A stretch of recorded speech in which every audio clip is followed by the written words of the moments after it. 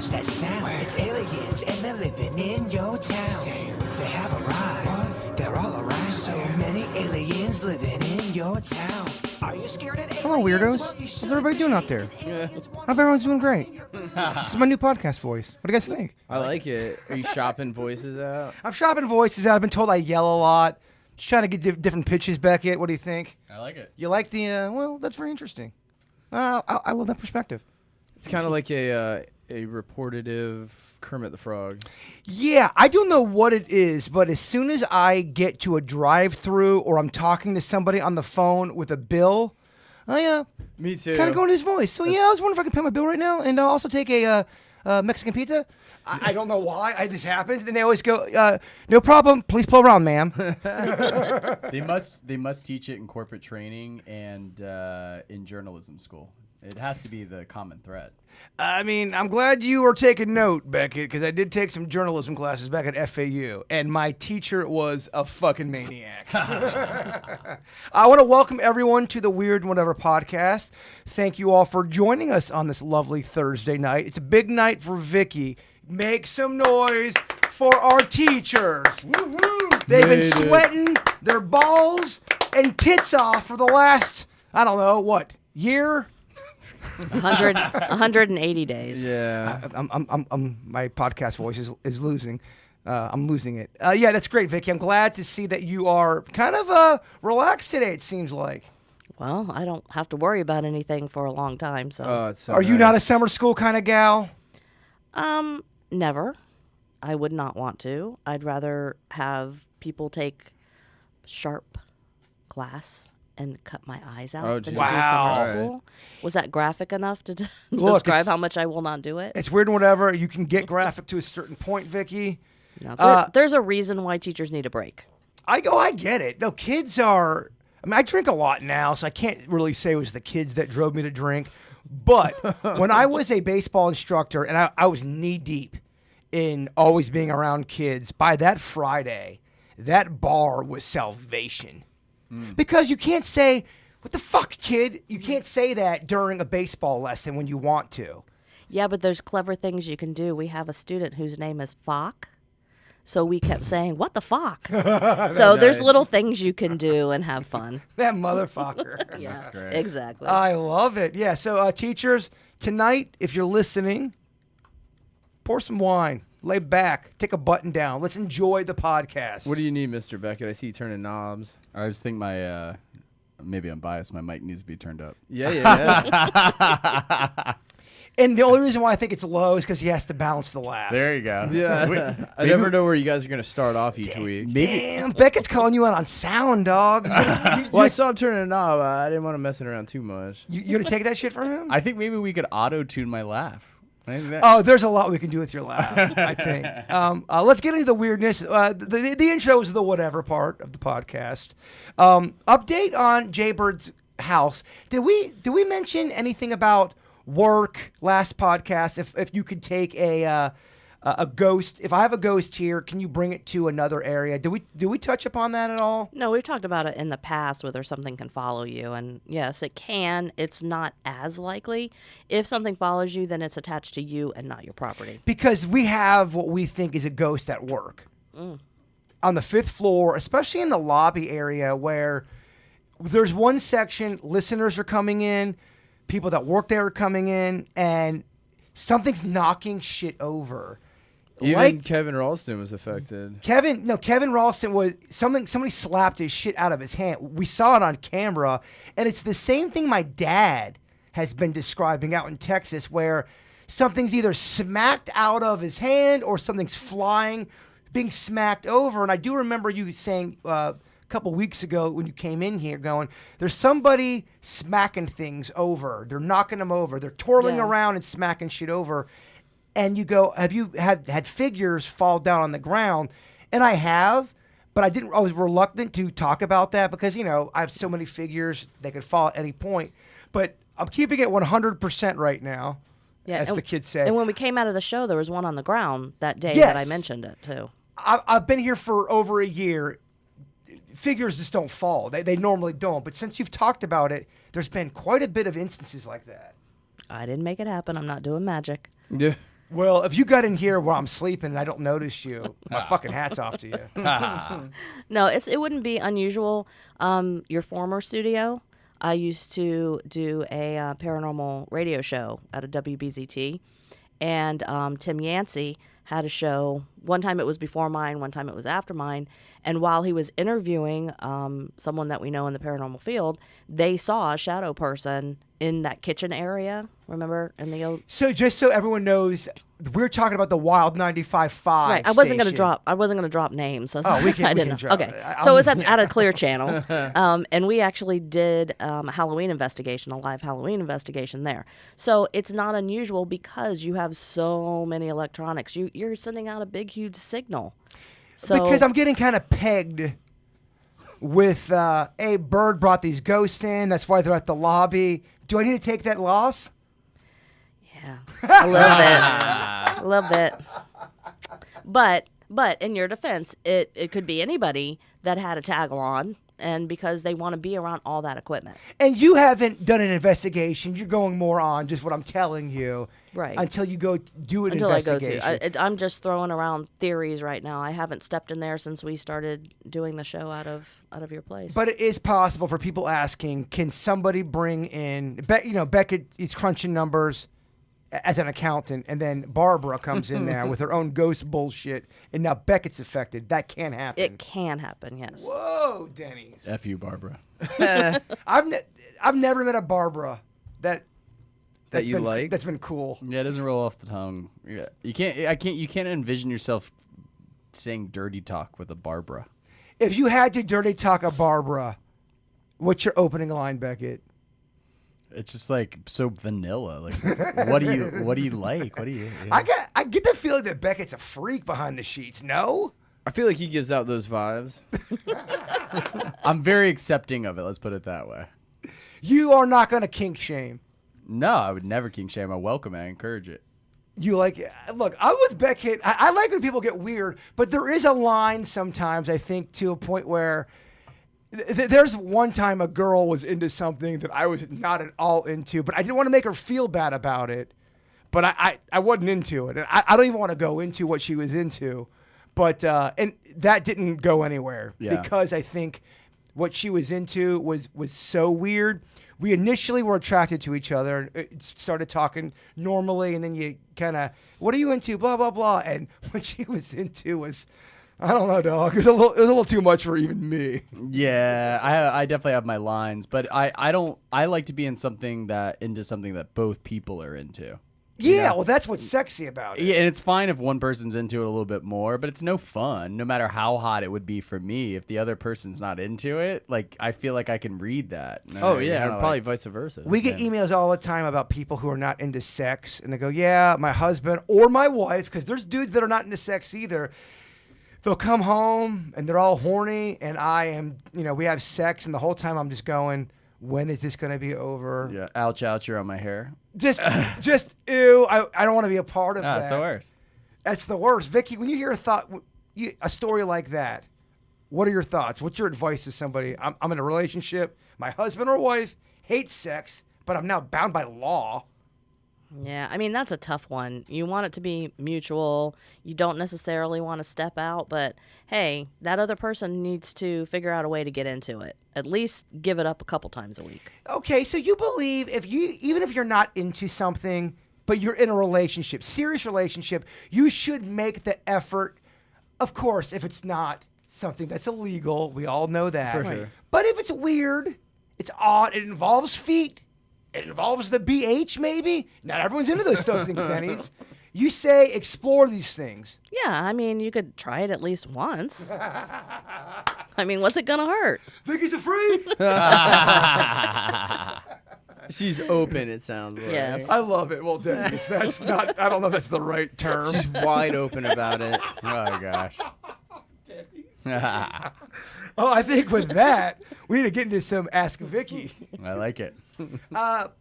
Vicky, and this is in a letter from the audience. Damn, I just turned 90, by the way. Dear Weird Whatever, Ask Vicky. When I was a teenager, my mom briefly thought I was possessed by a demon.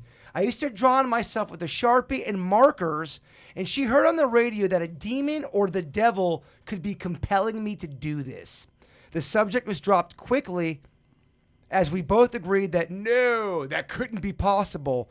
The memory popped into my head again recently. Is this possible? Have you heard anything? Sharpies, devil? No, Beelzebub? usually they'll have you carve into yourself, or the carvings will manifest on their own. There's a whole lot of other things that are going on if you're demonically possessed. So a little bit of Sharpie, nah. Let me ask you this then.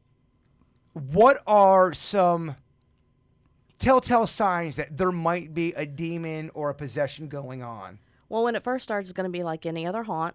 You're going to have the same complaints. You hear footsteps, you hear this, you hear that. But the person who's the target, they're going to start becoming sleep deprived. They're going to have changes in their eating habits. They're going to basically, they're trying to weaken them to get them into the stage where they can possess them. Beckett, the resident skeptic, as you have dubbed yourself. Possessions, yes, no? I feel like it's an excuse for people acting crazy. It's like when you cheat on your wife and people are like, "Oh, I'm a sex addict." It fucking makes me so mad. Yeah. Oh, people will fucking come down on me with a rain fire of hell. Bird, you don't understand addiction and fuck you. Yeah. And they only have sex with hot people. They to me, sex addiction means I fucked an oak, I fucked a fucking pine cone, I fucked this. You know what I mean? Yeah. Because people that have true addiction go to weird lengths. Right? They're only models or hot chicks that I hooked up with at the bar. Yeah, exactly. That are tens. I met her at Soho House at a red carpet. And it's always a celebrity that's a good-looking dude with abs galore. My addiction, it got away from me. Yeah. That said, what I always qualify that with is that I'm totally open-minded to it. I just, I just haven't experienced it like Denny's and I speak about. Like, it's not that I have a big wall up towards it. I just don't feel compelled by the information. Sweet Denny's, possession. Do you think it's an excuse or do you think there's something to it? I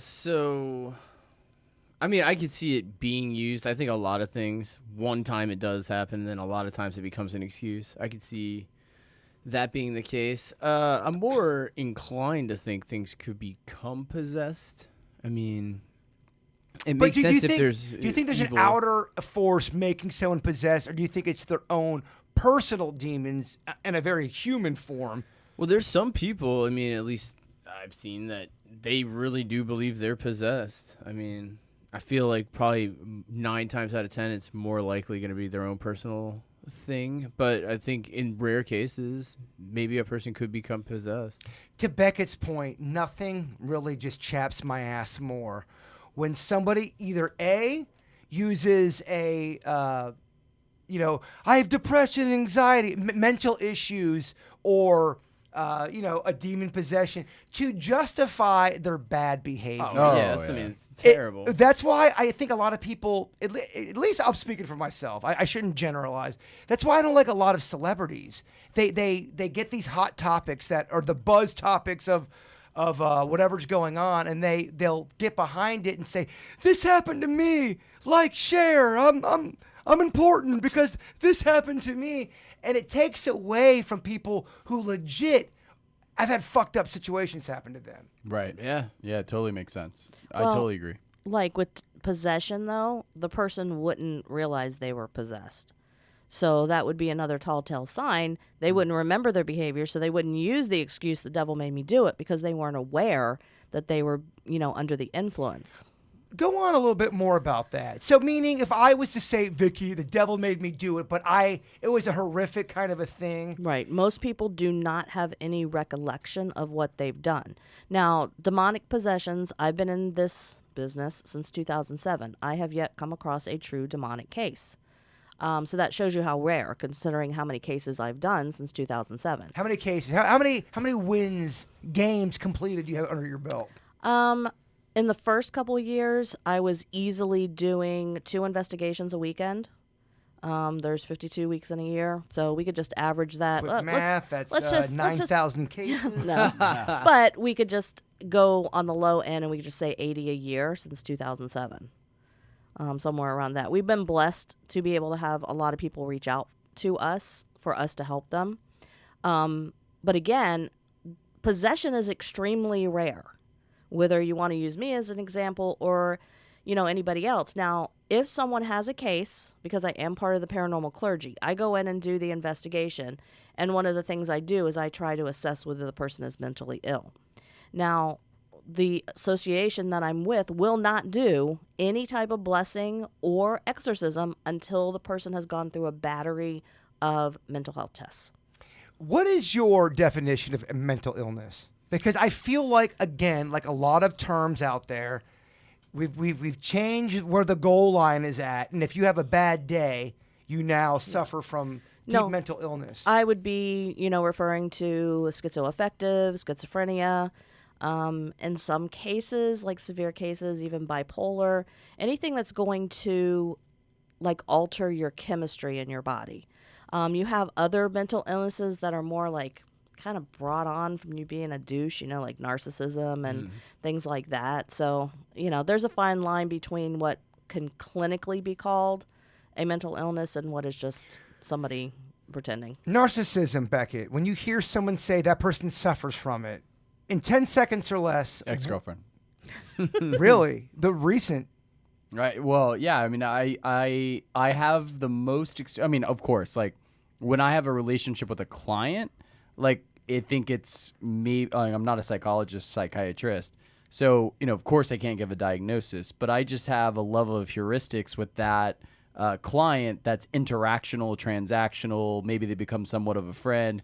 It's harder for me to say that person's a narcissist. But when you know someone, when they live with you on an intimate level, and nuts and bolts of a person, I think that you have a greater, more quality sample size. So yes, I've dated a couple narcissists. Now let me ask you this, not to interrupt you, because I want you to keep going, but just to kind of go on to your last point. If they were interviewed with their friends doing a podcast, would they say the same thing about you? I'm not sure, but I think that's kind of the definition of a narcissist, And, I dated one girl. Not only was she a narcissist, she was a gaslighter. And gaslighting is, I think, one of the cruelest things you can do to someone. Well, because they're protecting their shitty behavior, and they're never, ever wrong.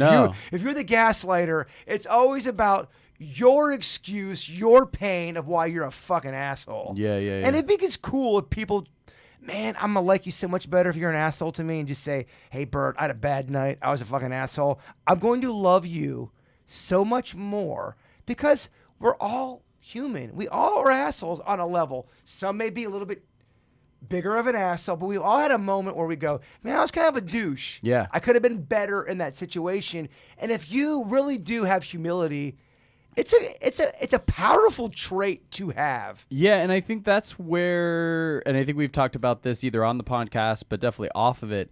That's kind of the crux of where I land. If you're self-aware of it, I can handle it, whether you're a client or an intimate relationship or whatever. The problem is when you act a certain way and you have no self-deprecation, no reflectiveness, that's it. And when I have a jerk client and they don't think they're a jerk, that's when I have a problem. I call it double downing on douche. Yeah. When you double down on douche, I'm out. I'm done. Fuck you. You can lie to me. Come to me and say, Bert, I lied to you. I had a moment of weakness. I was an asshole.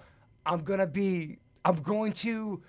have a connection better. Yeah. Don't double down on douche. 100%. I actually have a reputation for having some of the toughest clients in my market, but those clients always apologize, to your point, the next day. They're like, oh, sorry, I was having a rough day. You know how I can get sometimes. Yeah, I love it. Yeah, I love that. I appreciate that. I grew up with quirky characters. I get that people aren't perfect, and I get that people aren't always nice. I get people are moody. Humans are moody fucks. Yeah. I get that. If that bookend doesn't exist, that's where I'm out. That's where I have a problem. I agree. I stand. #stand with Becky. Thank you. Denny's has been kind of a quiet bitch tonight. So get on deck for your facts. We have a couple more Ask Vickies, but you're right on deck, kid. You're right. Vicky, a couple more Ask Vicky questions. Good stuff, though, everybody. I love it. Everyone involved. I fucking love it. I know you guys aren't doing internships on the KVJ show anymore, but how about for Weird and Whatever? That's not really an Ask Vicky, but that was part of her question. I would say we're not doing any internships. I don't think we have any credits to give. No, and I'm a little bit of a walls person. I've had people involved before, and it turned fucking. Imagine that Weird and Whatever produced weird results. So yeah, we're gonna hold off on that. Here's one, Vicky. Is Slender Man a ghost? I would call it more of an urban legend than anything else. You don't believe at all in a Slender Man? There's no. Maybe it's been some kind of entity that people have seen and they just came up with the name Slender Man, but I call it more of an urban legend. Denny's, you know anything about Slender Man? I think it came from the website Creepypasta. It I did. think it's a short story. I think it was based on a photograph somebody submitted into a contest and won. I don't know if he won, but No, he's starting random facts early. I like it. yeah. So I played the game. The game's awesome. I think that's what all the kids got hooked on, and then kids became obsessed with that game. Yeah, well, there's a murder or an attempted murder case where these girls Two lured girls, out yeah. another girl. Slender Man made me do it, or they're out. I apologize. I don't know all the facts of that case. Which is weird that I felt that they picked Slender Man and said that he made him do that. It's just such an odd. It's but I guess for the younger generation, that was their Bloody Mary. The Slender Man took over. I hear ya. Yeah, I mean he stalks you, so I guess that's the premise. He stalks you, he keeps getting closer. Ugh. Yeah, it's pretty cool. And Vicky, and I apologize if I have asked this question before, but it's one that keeps getting submitted. Can a spirit become a spirit of itself? And you have a ghost who's a ghost. Can that Like happen? the ghost dies in the ghost life and then becomes a ghost. I don't see how it could. I mean, you watch YouTube now and you watch somebody watching a video that's watching a video that's watching a video. Is it something like that? You're already dead. I mean, it's, excuse the expression, overkill if you were a ghost of somebody who's already dead. I mean, I kind of feel like Vicky just got a ghost attitude. We're talking about the ghost multiverse. How would that really. work though? Yeah. Instead of Ask Vicky, it's Ask Dickie.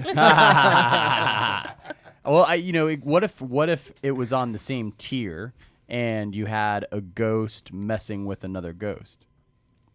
Elaborate more. Like, so a ghost was haunting the ghost. Could Oh, a ghost yeah. be haunted by another ghost? Yes, you could have interaction just like if they were living, you could have negative interaction between spirits.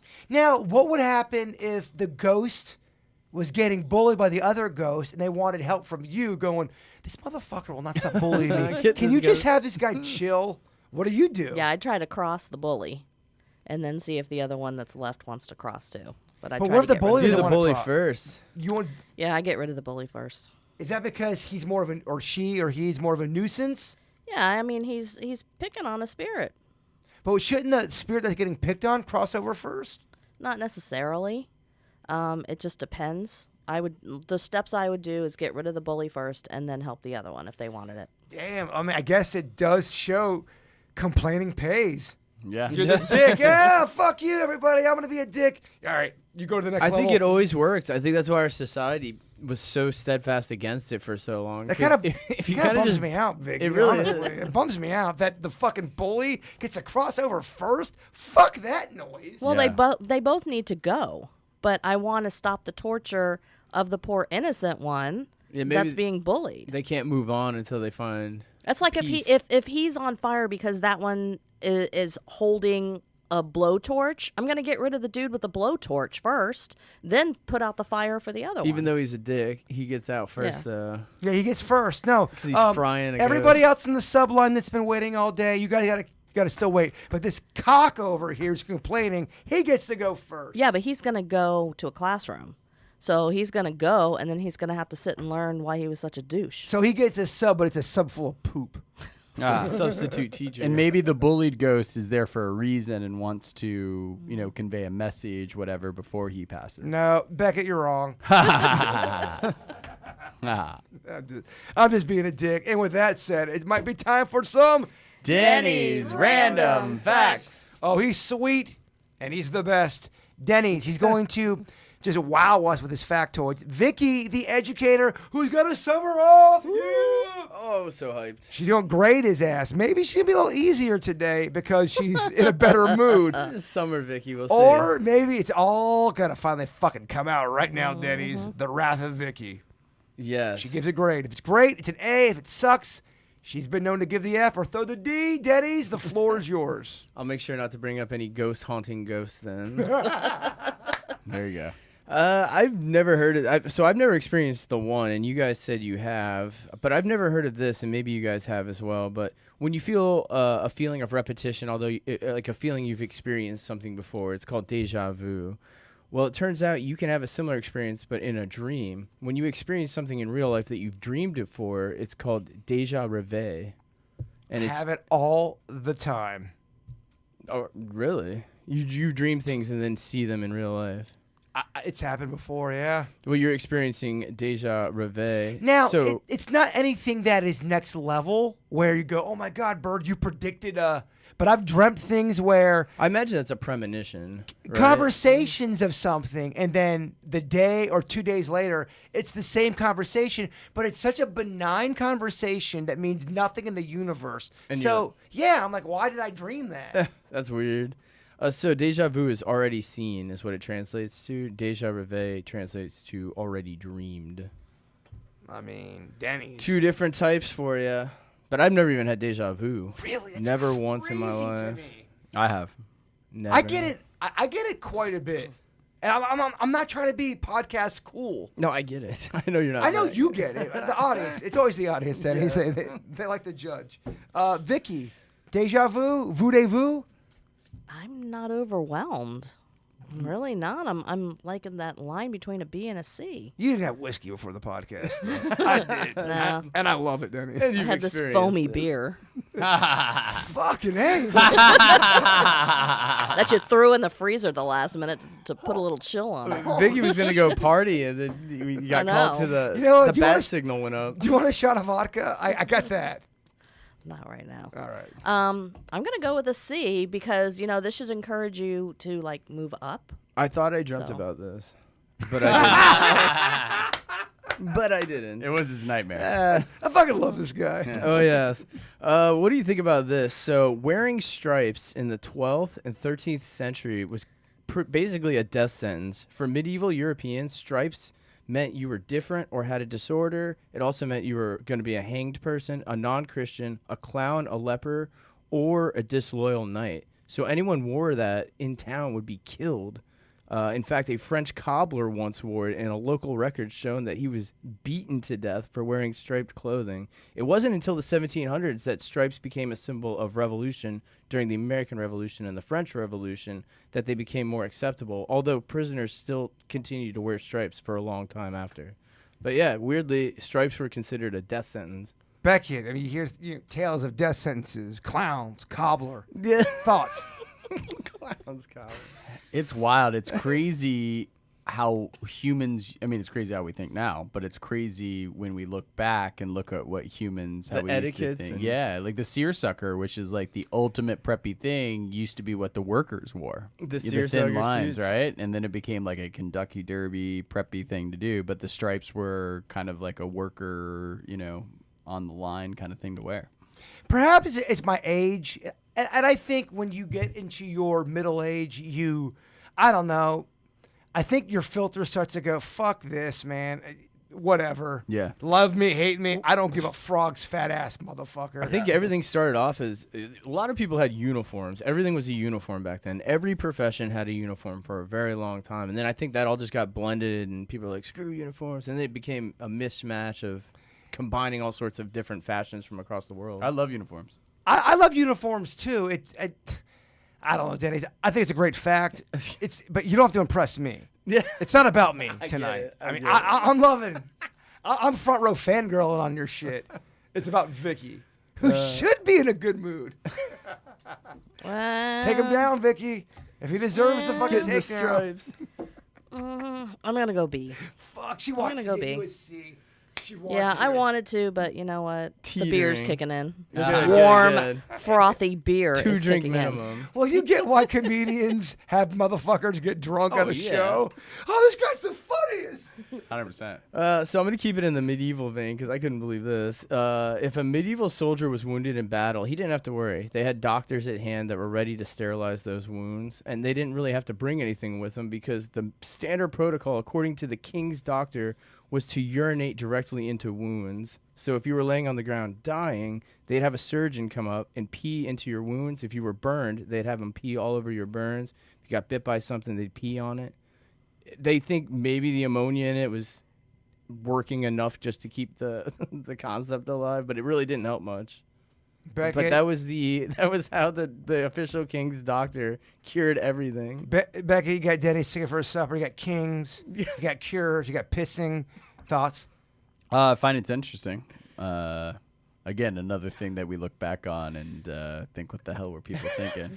I mean, I gotta tell you. They had like a cone type thing that surgeons would pee into so they can make sure the urine directly went into the Oh wound. my gosh. But that's why I say before, like, we would be arrogant and ignorant and dumb to think that 1,000 years from now they won't look at what we take as the letter of the law of the universe, normal, accepted things, and think what we thought and did was nuts. That's Yeah. why me and Denny's have this talk. By the way, before I get into this little side conversation, Vicky. See, Hey, man. Oh my God. I get it. It's gross.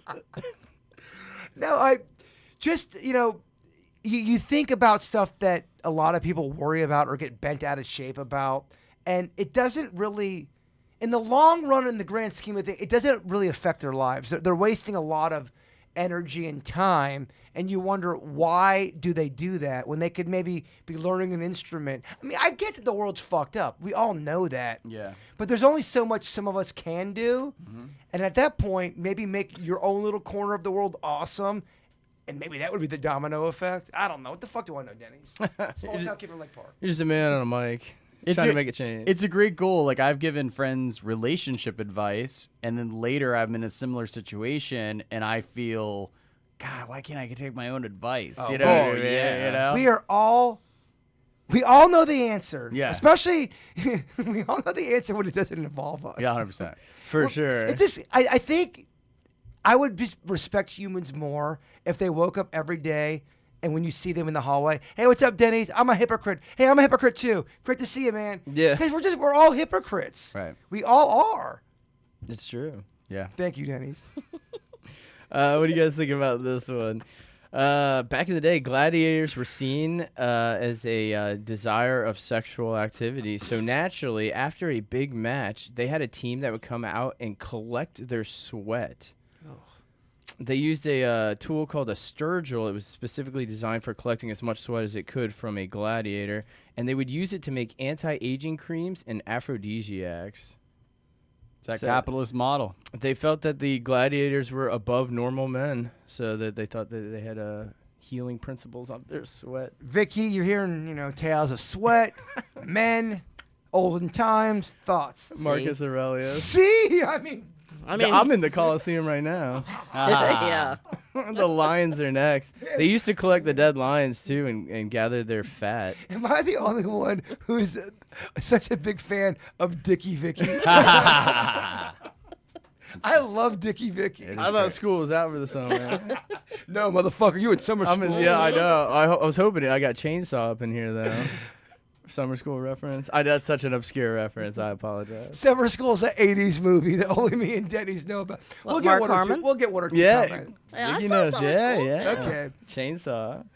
What do you guys think about this? So, we all know humans, chimps, dolphins, they all kind of have a higher intellect as far as the other animals. And very high sex drive. They do. Very Well, horny. You can also throw into that category the African gray parrot has been found to have the ability to reason up to about a 3-year-old kid's brain capacity, according to the Smithsonian. In an experiment, they were presented a pair of closed canisters. One was revealed to have food, one was revealed to have empty, and no matter how they changed it and revealed it, the parrot always found the one with food compared to the one without. They also did a couple other block tests, anything a 3-year-old could do. Dolphins, chimps, I mean, parrots. no offense, Denny's, but and I'm not saying this is going to affect your grade, but it was met with a lot of silence. Okay, I have a question. Can birds smell? This bird can. Birds have sense of smell. Okay, so how do we know it was intellect and it wasn't smell? Well, so they would smell either canister, the wafting air. So it's just presented. They always pick the one. Yeah, they picked the one with the food. But if they're just smelling the air from it, it's contaminated all. It would have to be isolated.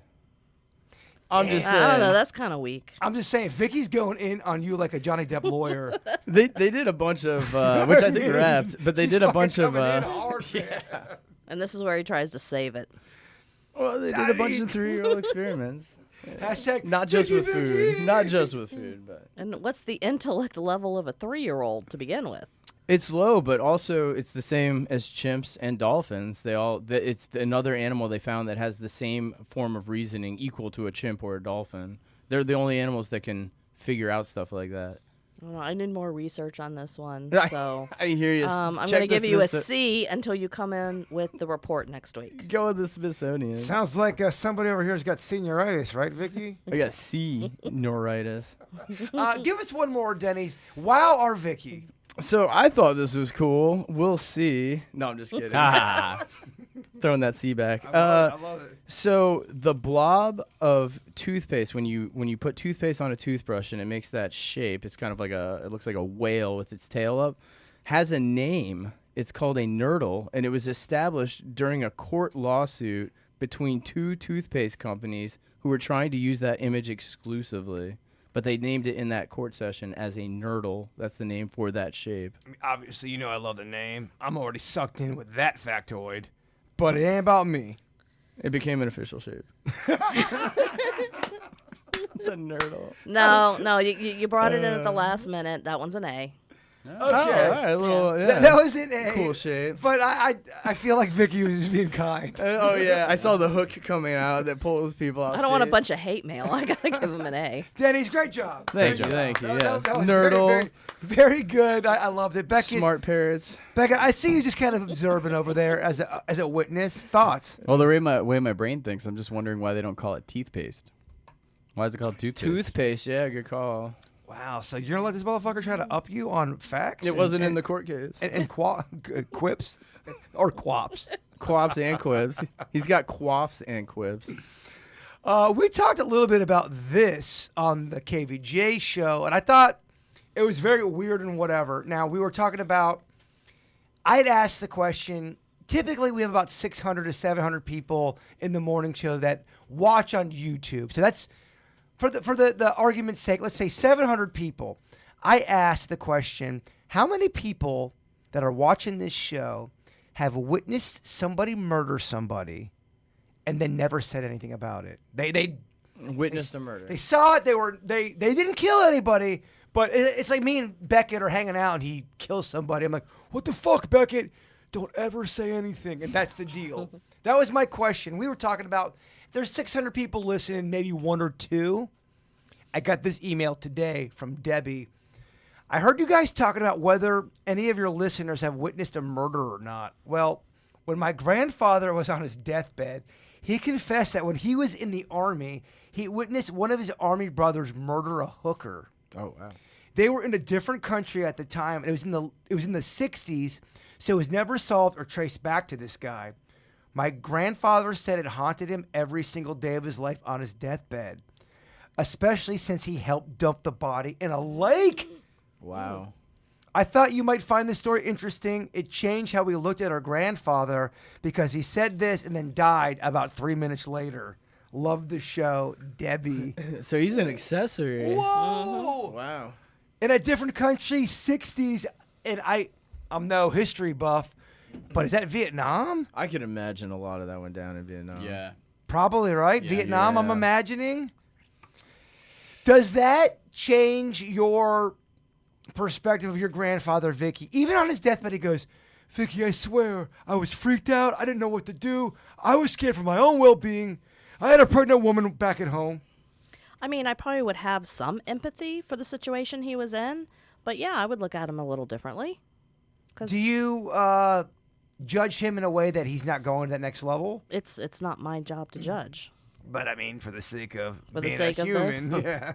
No, like I said, I would probably have enough empathy that I would look at all the situation and the circumstances around it. But yeah, I mean, it would disturb me to find out that my grandfather did that. Beckett, changes your grandfather's the way you look at him? Yeah, to Vicky's point, I have to know context. I mean, if there's bombs running down on him and, all kinds of crazy stuff going on. But yeah, it would definitely change my opinion. So it was a very lengthy email, and I'd edited it down quite a bit. And the way it was they were stationed in an area, and they, I don't know how war works, but they were in one of those where everyone's chilling. They're out in the town getting drinks, and I guess what had happened was he had drank too much, and there was an argument about money, and the guy lost it and pulled out a knife and stabbed her.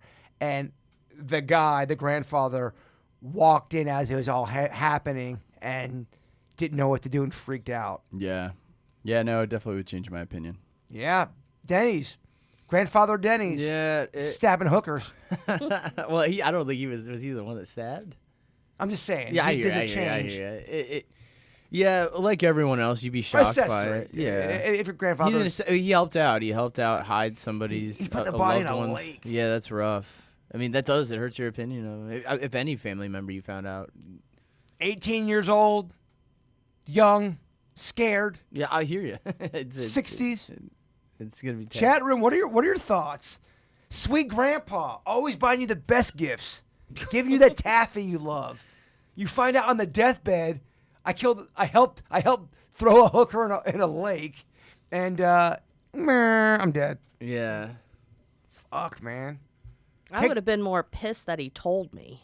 Yeah, let it go. Nah, he wanted to get it off. wanted to, yeah, because he's probably thinking, I'm going to the next level. That classroom Vicky speaks of. Yeah, chat room, let us know. You hear your grandfather tell you that story, or any loved one that I know you were close to your grandfather, right, Beckett? Yeah. If he said something like that. Would you say you're closer with your grandfather or your father? Well, my grandpa's been dead for like 12 years, but I think when I was a little kid, I was extremely close with my Way grandpa. to bring that up, Bird. Yeah. I mean, yeah. I know, I'm not trying to make you. No, because my parents would go to work and drop me off with my grandparents. Well, that's why I asked. Yeah. Because if you ask my dad, I think my dad would say he probably was more connected with his grandmother growing up than his mom, because she worked all the time and he was always at his grandmother's house. Yeah, so that's a factor. And my grandpa was the fun guy. My dad was the disciplinarian, you know what I mean? So that's not also fair. Like, I saw a bumper sticker a long time ago. I thought it was hilarious. It said, if I knew grandkids were this much fun, I would have had them first, because you get to give them back to the parent. Yeah. When it comes time for changing diapers or disciplining and all that. So it's a little good cop, bad cop there. It's good stuff, Beckett. We have this conversation I'd like to get into. Vicky, right now, what is it currently freaking you out? Money, Why is that? because I don't have any. But are you freaking out to the point where you are stressed out every hour of the day, or is it more of a weekly kind of thing? Oh, I need to tighten up a little bit. It's more like at night when I get ready to go to bed. That's usually on my mind unless I grab a book and force myself to focus someplace else. Especially in the summer, the referendum money that the teachers get, we don't get it in the summer. That's $900 a month out of my paycheck. So when it comes summer, every year I'm like, how am I going to make up this $900? So it's, especially this time of year, it's and then electric bill goes up in the summer and all that kind of stuff. So yeah, it's definitely money. Do you charge it all for your readings? Yes. Okay, good. I'm glad you earned the right to charge But for I your balance readings. out with a lot of free things. Just like last week, I did an investigation. Then I had 2 readings, and I didn't charge either people for their reading because of certain circumstances or whatever. Somebody came up to me yesterday in school, and she said, "Do you charge?" She's a fellow teacher. I'm like, "Nah, I'll do it for free." So I but I balance also out think- the paid with free. I think that's a good thing that you do that too. I mean, That's for my conscience. that, and I respect that, and I love that, and that's why I feel comfortable always promoting you to the people. But I do think that if you listen to this program and you want to get a reading from, I think people should pay a little bit of money. I think it's your time. You're helping them out. If they believe in you, Right. I think that's fair. Promote how someone can get a hold of you. If anyone who wants to schedule a reading, you can send me an email at nancy38drew@aol.com.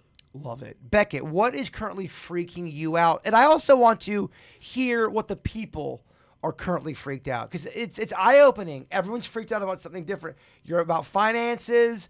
Beckett's going to be about something different. Chat room, let us know so we can read those off. Beckett, what's on your mind? So I go through these vicious cycles, and I never can seem to stop them, and I just have kind of come to peace with it's how I operate.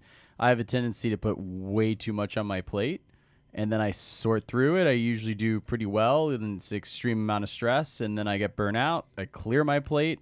I get bored, I have nothing to do, and then I go back to full plate. So are you trying to say you struggle with balance? I struggle with balance for sure. So right now, like, I'm stressed out. Like, I'm trying to finish my doctoral dissertation. I got to finish that in the next couple months, or I have to pay for another semester in fall, which is a lot of money. That's stressful, not only just making sure that I defend it properly. I'm trying to scale my business, and I, to a fault, hate letting people down. So, in my business, whether it's a client or agents that work at my firm, what keeps me up at night and I stress about, I'm like, oh my God, I hope I did a good job. I hope I got back to him in time on that email. Like, I get stressed out about letting people down because I'm a people pleaser to a fault.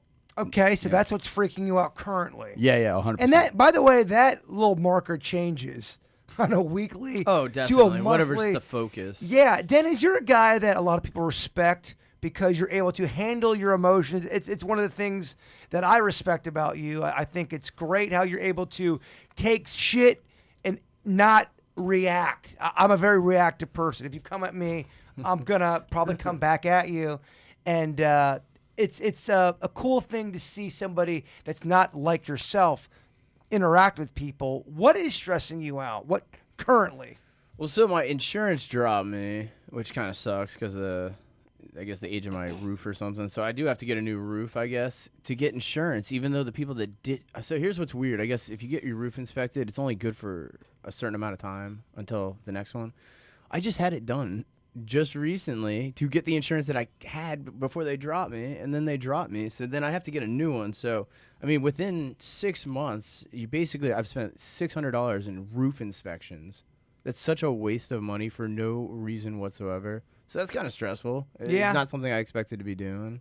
I love it. Stuff like that definitely sucks. But yeah, so I guess I have to get a roof, though. Otherwise, I can't get insurance. Insurance. Is I love the fact that But they you're dropped me opening right up. before. I don't love the fact that you need a new roof. I love the fact that you're opening up. Oh, yes. It is pretpretty annoying, though. So I'm constantly on the phone talking to these people, trying to figure out. I don't want people thinking, oh, man, Bird thinks that's fucking awesome. Denny's needs a new roof.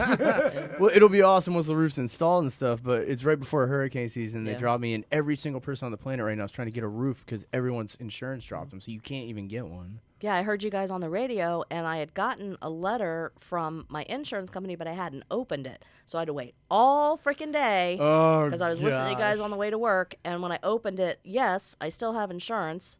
They upped my rates, naturally, Yeah, but I still have insurance. The same thing happened to me. They upped my rates, but I still have insurance. At least I think, Beckett.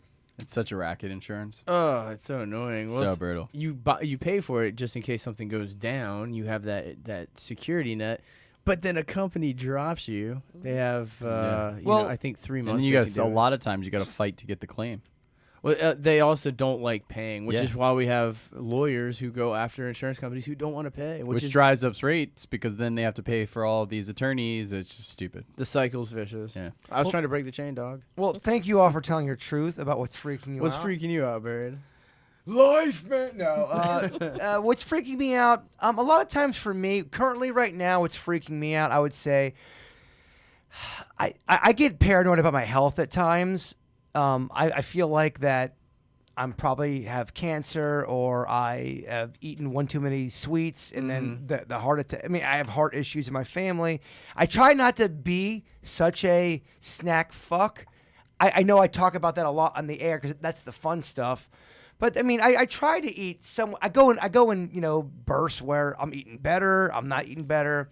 My health sometimes fucks me up. The reason why my health fucks me up is I watched a special where it was people performing live on the air that died. They had heart attacks and died in front of an audience, and that's what I do for a living. I'm always in front of people. You have a higher chance of that happening. I because of do. your exposure. And I thought that was really sick. There was a guy, I think it was in Britain. He was this big time comedian, and then he's doing a bit on the air, and he starts having a heart attack on the air, and everybody in the audience and everybody behind the scenes thinks he's doing a bit, and no one knows he's fucking dying of a heart attack. And he died. He died of that. That's brutal. Didn't Red Fox die like that too? I don't know. I don't have those kind of information. From Sanford and Son, I believe he did. He always talked about, this is the big one. It's the big one. I'll look it up, but I thought he had a similar case, which is such a fear. And what it's weird. It's twofold for me, because when I think about death like that, it can happen at any minute. I start to go, man, you're not doing enough. You're not putting out enough stuff for the people. You're not writing enough stuff. You're not doing enough for the show, and I struggle with that. Yeah. So, Yeah, he died on set. That's fucking That's terrible. terrible, It's man. terrible. Yeah, so Terrible. that's what's freaking me out. Let us know what's freaking you out. I think it's cool to know what's fucking people up. Yeah. Because I think a lot of times we as people, humans, you think you are a monster. And there's that one famous quote, I forget who said it, and I'm paraphrasing, of course, but it's something like, sometimes I feel like a monster, but is that just what being a human's like? And I think at times we all feel like we're a weirdo, or we're a monster, or we're off, or we're not worthy. I think that might be just part of the human experience, man. Yeah, absolutely. You know, we all feel like a fucking freak at times, and that's okay. Well, I think, there's a lot of bad reasons why reality TV became such a thing, and there's a bunch of nuanced reasons why reality TV became a thing, but I think the reason why people like it, in my opinion, is people that are celebrity, which is America's version of royalty, in my opinion, is in terms of how society looks at them. Since we don't have a king and a queen and, the prince and follow all that, like we look up at these, people that are famous for being famous, basically.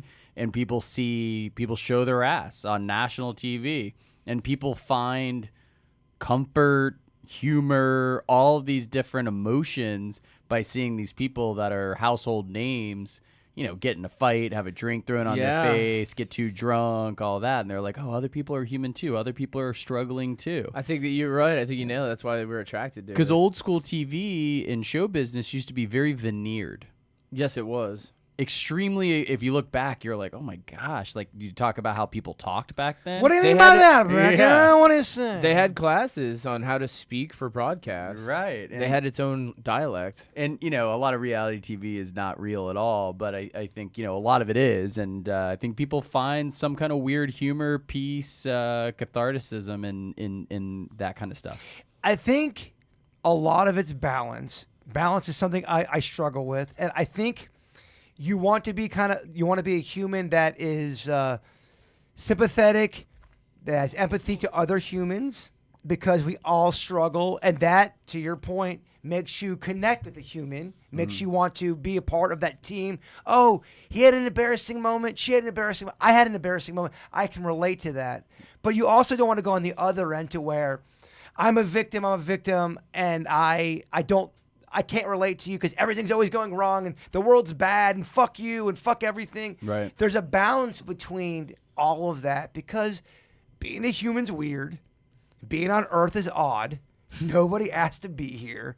If they did, I wasn't part of that meeting. I just showed up here. Yeah. So there's a balance of being kind to oneself, because we're all going to fuck up. We're all going to be a douche. We're all going to make mistakes. We're all going to do embarrassing things. But there's also the part where you have to suck it up and take your lumps and go, I was a douche. I was embarrassing. I need to learn from that. Yep. And it's that middle balance, which I call #BeCool. Yeah. In that balance, that's where #BeCool lives. Yeah. Are you able to live in that area? Well, I think the key is always being able to get back to baseline. Whether you get too sad or too mad or too happy, you got to figure out how to get back to baseline. You have a binge weekend on snacks and pizza or booze. You got to find a way to be back to baseline. I don't know if I like that judgment in my own house. One of my favorite quotes is everything in moderation, including moderation.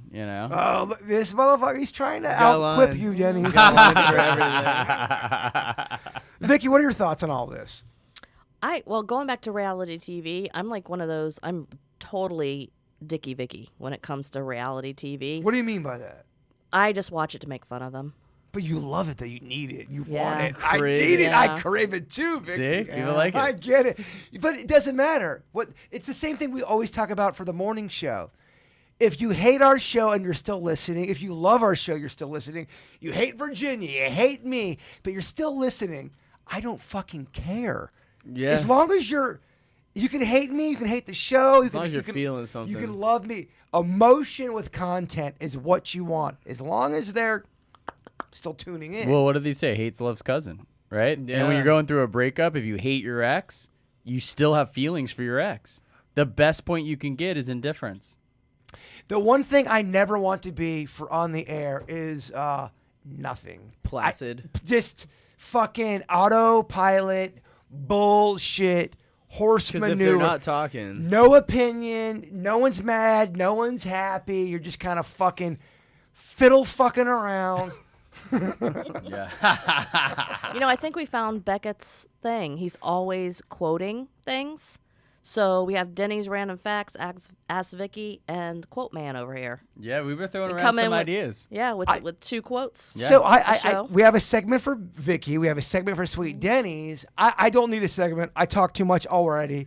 Beckett, we've talked about it. Been cultivated. It's biohack with Beckett. But here's the twist. It has to be related to sex somehow. So he has That's to what come we're up with quotes that are related to sex that are going to help people. Now I know Vicky doesn't stick around for the post-show meetings. There's a lot of important discussions. But in we that. have talked about how he would have I believe it's called Biotech with Beckett. Yeah, it was basically tech and sex. Tech and sex, and Two he of my has his own passions. little segment. Yeah. Again, I almost texted you tonight, but I thought it was too late. Hey, you ready for that biotech segment? Everyone listening right now, next week we all hold Beckett accountable. He's debuting his own segment. It's a big Nice. deal. I like it. You have to do it shirtless. Okay, how many do I have to have? One to start? No, give me 2 topics that we could spring off of. Okay. And we're good. They don't have to be good. Don't you remember back in the day when he had homework assignments? He never did them. He didn't, but you know what though? I always pull through though. He was at college too at that time. The cool thing about Beckett is he's busy. If I hit him up on that day, that's on my. I have to do a better job of reminding people, Beckett, that biotech segment on a Tuesday. Make sure it's ready, and I'll take the blame on. I that. got it. Yeah, I'll take the blame on that. Yeah, I already have a couple ideas. We know you do. We know you do, Boner Beckett. This is a cool story. I thought that was kind of neat. Late mom passed away. An 18-year-old in Australia lost her mom when she was 7. And she was sad that the guy she's dating would never get to meet her. But then he was going through some old class photos when they realized her mom was his kindergarten teacher. Oh, I think I saw that on social media. Yeah, here's the audio of that. Stand by. It's okay, Denny's. It's free. Yes, you're right. Free you're content. right. We started dating 7 months ago. We met in high school, but yeah, we had no family connection prior to that, and I didn't actually know that my mum taught at kindergarten. I just knew that she was a teacher. I didn't know she did kindergarten, so that was probably like only 1 year that she taught there, and it just so happened to be Thomas's year. He was speechless, and I was so confused because I wasn't looking at it, he was just looking at it, and I was like, why are you being so dramatic? And then I looked and I started crying. Wow. Pretty cool, right? Yeah. Cool story. Bumping music in the background too. Yeah. Yeah, it's like, guys, come on, turn the fucking I wanna hear the music down. story. Yeah, I know. Come on, we gotta edit this thing down. Well, Yeah, I'm it's not, crazy. I'm not a big woo-woo universe guy, but like I've told you guys before, and I've told the audience before, I've had things that have happened in my life, and you start to put them together where I phrase it like this: it's way too coincidental to be coincidental. And that's kind of an interesting thing for me to observe. And that's one of those things that I would kind of chalk up. That kind of feels university. What are your thoughts, Vicky? You hear that? Is that just coincidence or I believe in destiny. I believe that people cross our paths for reasons and things happen for a reason. I think a lot of people have a moment in their life where they just can't explain it. I mean, maybe you can. I always talk about the time where I'm talking to my sister about how I'm talking about Mom and a cardinal landed in front of me. And as I'm telling her that story, a fucking cardinal lands right in front of me as I'm telling her about a cardinal landing. Whether that's coincidence, and it could be, I hear you, naysayers. But can we just fucking drop that for a minute and just have a moment and say, that was pretty fucking cool. Let me hold really on cool. to that. Really Can I have that moment? It's really cool. And we talk about Denny's and I in terms of our skepticism, but you can book in that by, if you don't really have reason to necessarily believe it wholeheartedly, then you also don't have reason to disbelieve it wholeheartedly. And I get it, y'all. I swear to you, the cynics and the non-believers of really anything, I get it. There's moments I wake up and my faith on anything is, it's kind of, Could it waver? I struggle with it at times. I do. I think the core of me believes in a lot of stuff. But even I'll get in moods where I don't believe in stuff, even with my ghost experience, even with the cardinal experience, even looking at the sun going, I know man didn't make that, or a woman or human didn't make that. There's something greater or bigger. There's still moments of no faith. And that bothers me at times. Vicky, do you ever have that? Being so spiritually in tune, do you still have problems with faith? No, I don't really think I do. I think that I always look at things from a logical, and then, if that doesn't make sense, then it has to go to paranormal, supernatural. But my question would be to the person who's experiencing, does it hurt you to believe that that cardinal was your mom? No, it doesn't hurt you. Does it make you feel good? Hell yeah, it made you feel good. So if it's not hurting anybody and it makes you feel good, freaking believe it. That's why I always say, Denny's, ride her till she bucks you. Yes. Well, that's how socially liberal I am. I'm like, people should be able to do whatever the hell they want. If it doesn't hurt anyone else, like, who the hell is the government or society to tell them they can't do it? I have always been that way. I don't give a shit what you do. Just don't fucking come for me. Yeah. You know what I mean? Yeah. I'm leaving you alone. Back the fuck down from me, too. There you and, go. and again, I'm a little set different. I'm a free speech guy. Clearly, it's what I do for a living. So even though people say shit that I don't like or that are offensive, I'm going to stand up for free speech. Yeah. Because I think when you start governing what people can say, that's a whole nother fucking series of problems I don't want to get into. Yeah. Well, why am I the judge of what's right or wrong? Right. I'm offended because Beckett says this. What makes me better than you? Right. I agree. I don't know. One more. We got guy finds $1,000 in his video game system when he was a boy. And I thought this is a cool email that went along with this story. When I was 9 years old, I buried $500 in my backyard. My grandfather had given it to me right before he passed away in 1988. We have tried to locate the money, but can't find it anywhere. I don't know where exactly I buried it. We grew up in a huge farm out in Jupiter, and it's somewhere out there. That video game story reminded me of it. Love the podcast, Jacob. And the story is there's a dude that put $1,000 in one of his video games when he was a kid and just found it recently. Oh my gosh. I went to go get my PlayStation now. I had to use my grand's TV because it's the only one that's got them ports and stuff, right? Started looking in the games, making sure everything was. Opened up this one, mate, and look at the... Honestly, I can't believe it. I found £1,000. Young me must have hid this away. Hey, do you How guys have random. anything like that in your life where you put something away and you forgot where it's at? Oh, all the time. My mom used to all the time. It'll actually take me months because it becomes like a cold case. If I find it in the next few days, like I feel like, like obviously the next few days, like it's a good probability that I'll find it. Because, for example, I have one of those Apple AirBud Pros that weren't cheap. And one fell out of my ear one time and went into the black hole beneath the seat in the car. And I was getting home late at night. I didn't want to like wrestle through it. My light on my overhead wasn't working. I was like, you know what? I'll find it tomorrow. Before I went to work, I look under the seat, didn't see it. I was late for work. I needed to get somewhere, got in my car and go. As it became further, and now it's 2 weeks, still haven't found one earbud. So now I'm coming to peace with the fact that it's gone. You know what I mean? Yeah. Pisses me off. The townhouse where That sucks. Those things are expensive. that does suck. But I never lost it. I get it. It's somewhere in It's there. somewhere. It's like that sock. It's like that missing sock. No one came in my house and took the sock. Buy that telescoping magnet. That way Yeah. you just stick it down there and fiddle. That's it. true. I They are get so magnetic. much stuff. Yeah. I can relate so much on this. You guys remember the townhouse I had with the rat problem? Townhouse rat problem. I'm just kidding. Yes, I do remember it. I'm trolling. Denny is such a dick. I love it. There's $150 of weed somewhere in that townhouse, and I cleaned it. You're just like, well, I don't know where it is. That whole townhouse was clean head to toe before I left. oh yes. But it's hidden somewhere. I remember vaguely hiding it because there was somebody was. You were over, Denny's. Yes. Somebody came over. I had to take That's the right. weed and put it somewhere. I don't know what I did with it.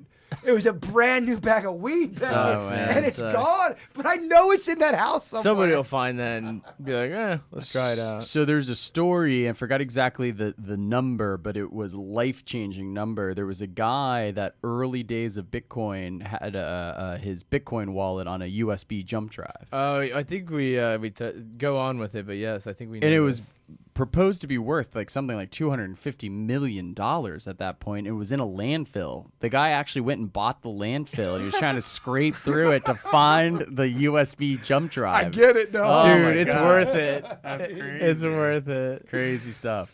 So I think it's time to start wrapping this thing down. We'll end it with some fun would you rather questions. I do want to thank everybody for spending their Thursday night. We love it. We really are appreciative. You guys could be doing so many other things. I mean, y'all are here with us and fucking Wheel of Fortune's going on. y'all make a motherfucker want to cry. We do have the local artists coming up as well. Thank you for sending me those songs. I've got plenty to come.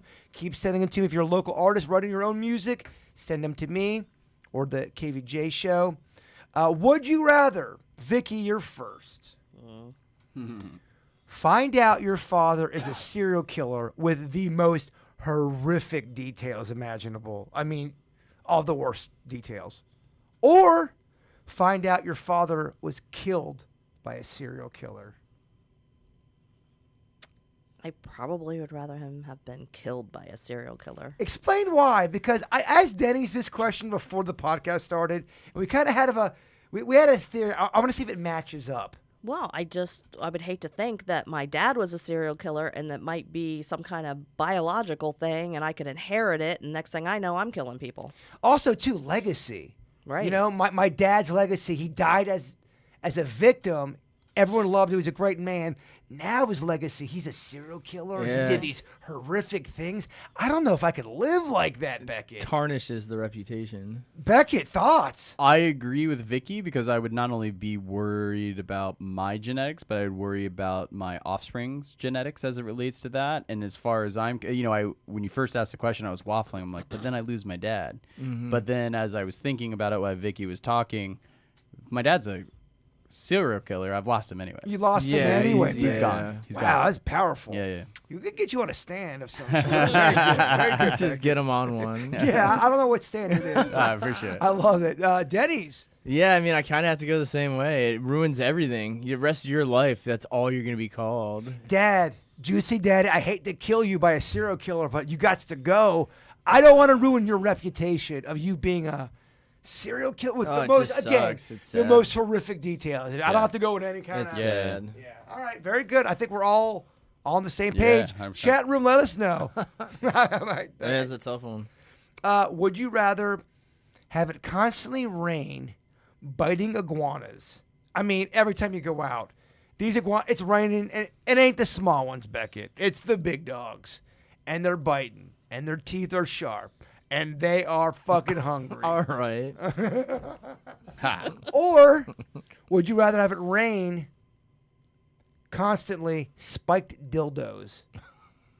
What kind of spikes?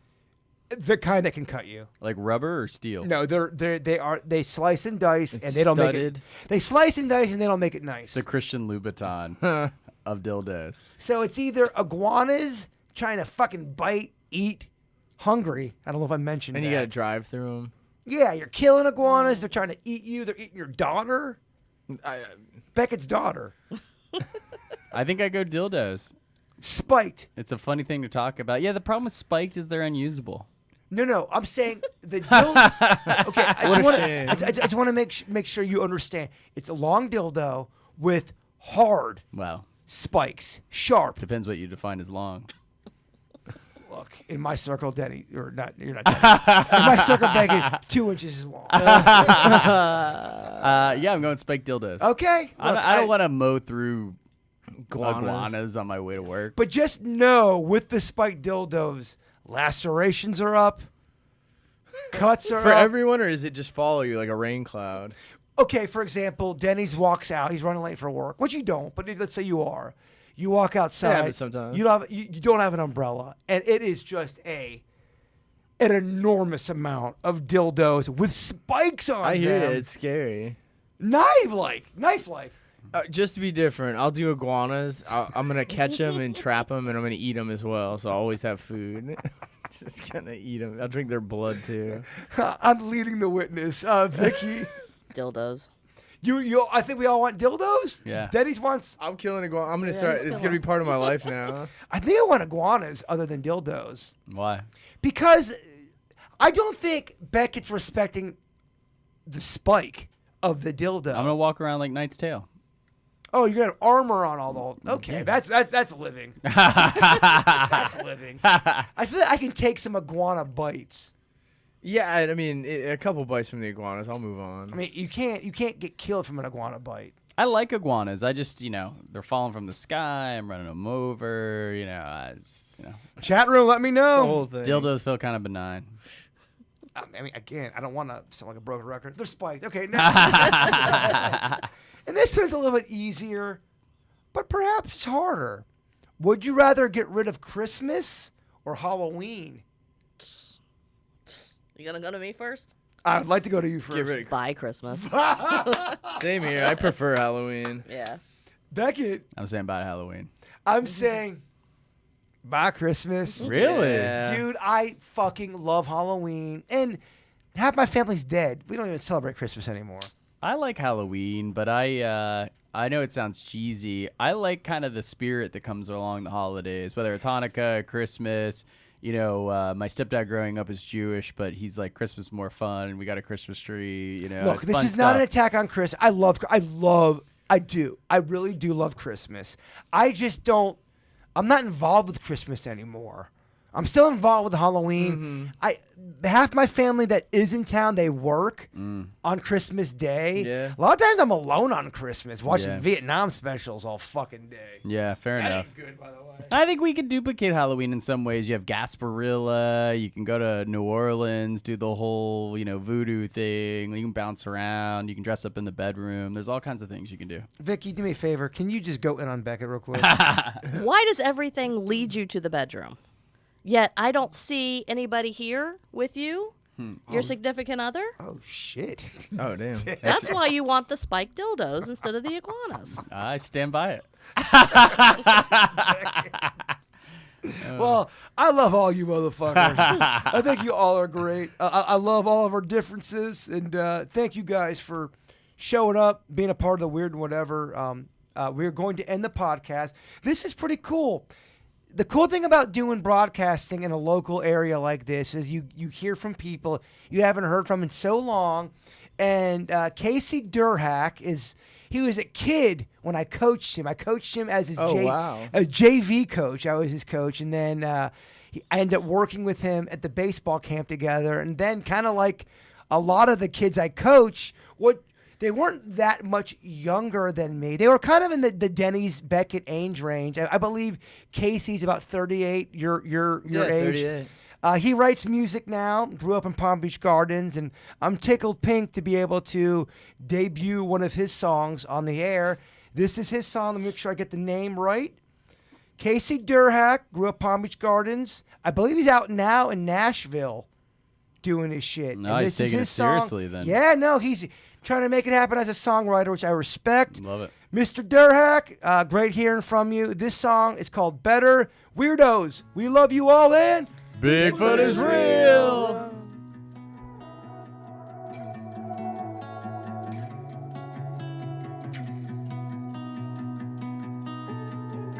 Sometimes I start to doubt if what I'm thinking's right.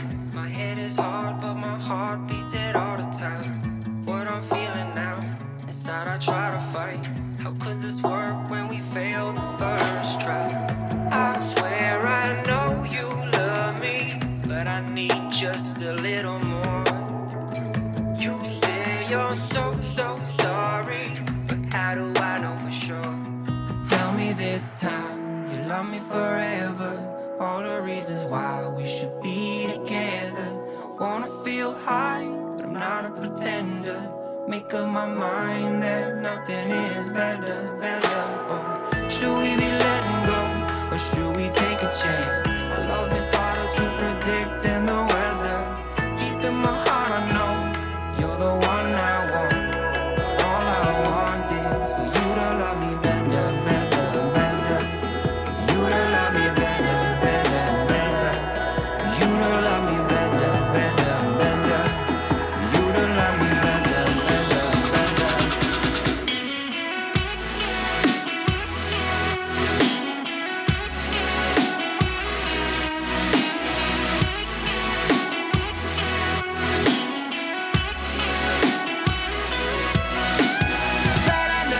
Better now, would you love me better now, better now?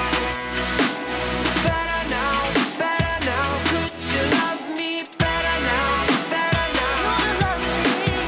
I'm sorry if it seems that I'm feeling torn.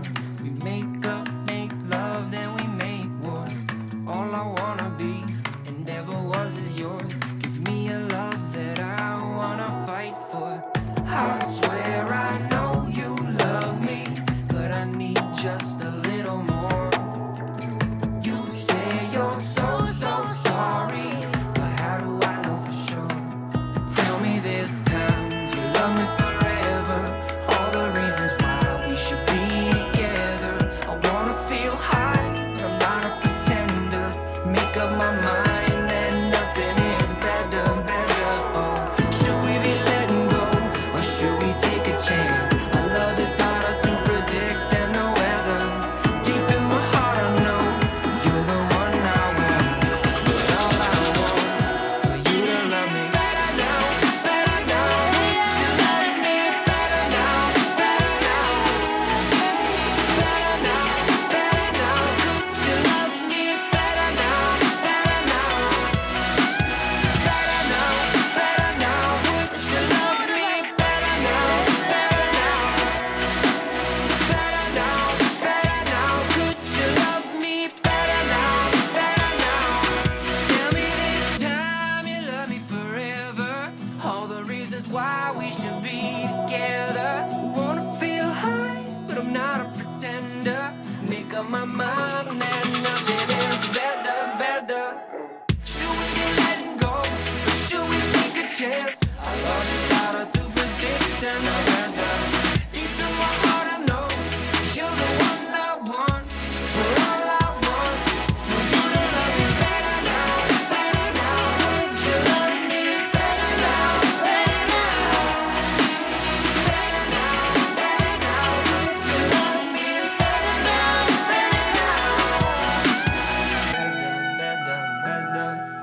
You to love me better, better, better. You to love me better, better, better. You to love me better, better, better.